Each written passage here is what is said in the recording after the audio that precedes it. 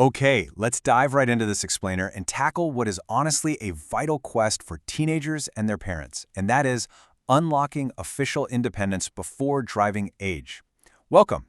Today, we're going to walk through the complete step-by-step process of securing a state ID for a minor.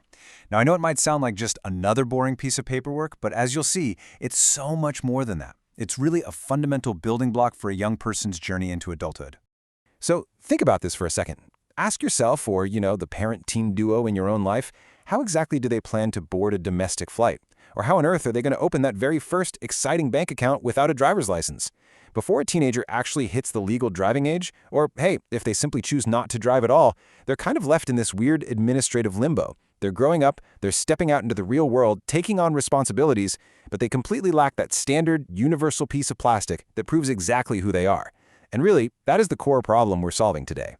Well, the absolute best solution here is a state ID card. Basically, it's an official, government-issued photo identification card specifically for children and teenagers under 18 who do not possess a driver's license. And the fantastic news here? Most U.S. states allow minors of any age to obtain this official identification. Yes, you heard that right, literally any age. You absolutely don't have to wait until you're 16. With the help of a parent or legal guardian, you can secure this critical document much earlier, setting the perfect stage for all those big milestones to come. Section 1. Why get a state ID? We're not just talking about having a nice little photo in your wallet here. This card is the literal key that unlocks a teenager's growing freedom. First off, it provides undeniable official photo identification for things like school or college entrance exams. Planning to fly domestically for a family vacation or a school trip? TSA requires an official ID, and this handles it perfectly. Want to start managing your own money by opening that first bank account? Yeah, you're going to need this. It's also totally vital for medical appointments and emergency identification. Every single benefit we're talking about represents a major step toward independence, giving a minor undeniable proof of their age and identity for a huge variety of essential services. Section 2. Gathering your essential documents. Now, what's really interesting about this part is how it breaks down into a true team effort. Think of this phase as securely packing your essential inventory before embarking on a critical mission to the DMV. Because if you don't pack right, the mission fails before it even begins. For the teenager, your inventory generally includes your birth certificate, a U.S. passport if you happen to have one, a social security card or an official SSN document, and sometimes a school ID depending on your state. On the flip side of the equation, the parent or legal guardian must bring their own driver's license or state ID, concrete proof of residency, so things like a recent utility bill, bank statement, or lease agreement, and any legal guardianship documents if those apply to your specific family situation. Both sides of this checklist are absolutely mandatory. To simplify that pretty long list of documents we just went over, let's distill it down to the core logic. Regardless of the exact paperwork you happen to pull from your filing cabinet, there are basically 4 core facts the state wants verified: identity, date of birth, social security number, and residency.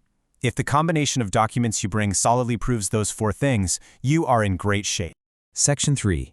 Navigating the DMV process. So, this mission essentially unfolds in 2 phases, starting with your at-home prep.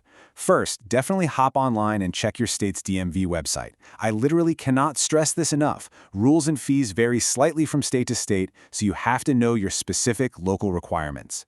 Next, you gather those required documents we just talked about, and finally complete the application form ahead of time. You can usually just download this right from the DMV website or grab one at the office. Just remember to fill it out carefully and note that a parent or guardian will almost always need to actually sign that application for applicants under 18.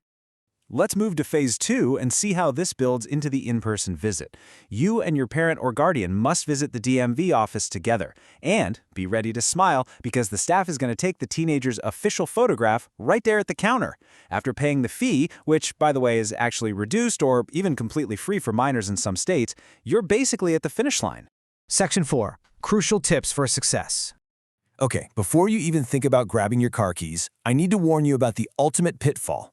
Bring original documents, not photocopies. Just picture this for a second. You've planned your whole day. You've waited in that notoriously soul-crushing DMV line for over an hour, and you finally, confidently hand over a perfectly crisp, high-quality photocopy of a birth certificate. The agent is just going to shake their head and send you right back home. It is completely devastating, but it's a strict golden rule across the board to prevent fraud. The state absolutely must see the original certified documents. So, the crucial point here is that attention to detail is your best friend. Names on all documents must match exactly. If a birth certificate has a middle name but the Social Security card has a different initial, yeah, that mismatch is going to derail your application and cause some really frustrating delays. You want to ensure total consistency. And once again, check your state-specific DMV website before visiting so you aren't caught off guard by some random localized rule. Finally, if the minor is under legal guardianship, you absolutely must bring the official original legal guardianship documents with you. No exceptions. 124. That is the number of weeks you can typically expect to wait to receive the permanent state ID in the mail after your application is fully approved. Now, the good news is that some states will actually issue a temporary paper ID immediately at the counter, so the teenager at least has something to use right away. But that crisp, official, permanent card, that's going to arrive in the mail within that 1 to 4 week processing window, just depending on your specific state. And just like that, the whole shebang is complete.